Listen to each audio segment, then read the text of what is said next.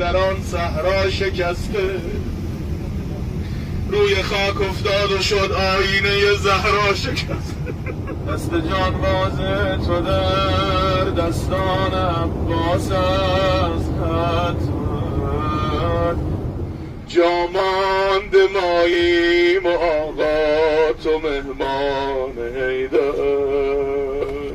ما را کنارش دعا کن تو و جان حیدر، تو و جان حیدر. دلتنگ ایوون طلای نجف هستم آقا، آقای شهیدمون داره اینو میگه انگار.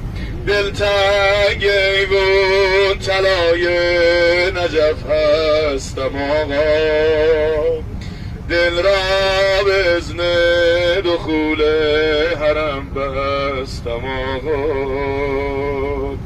عهدی که بستم به جان تو نشکستم آقا.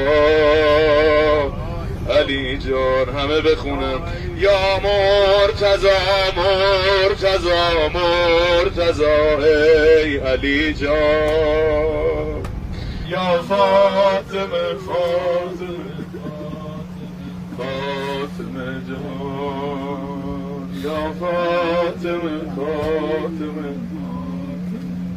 دونه دل جای نوا همیشه سر کشد نوای وای منو وای منو وای منو،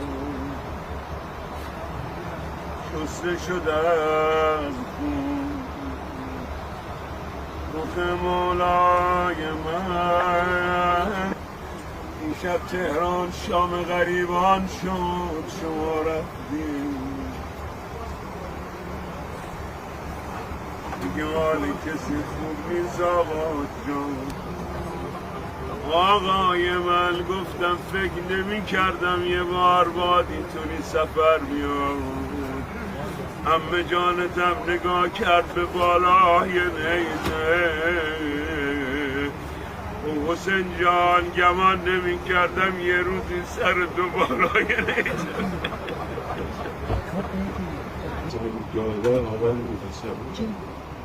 ما رو پیرو واقعیش قرار بود. آیا برنج آقا نمون خدای اسباب انتقام خون رهبرمون رو فراهم کن. الله علیک یا مولا یا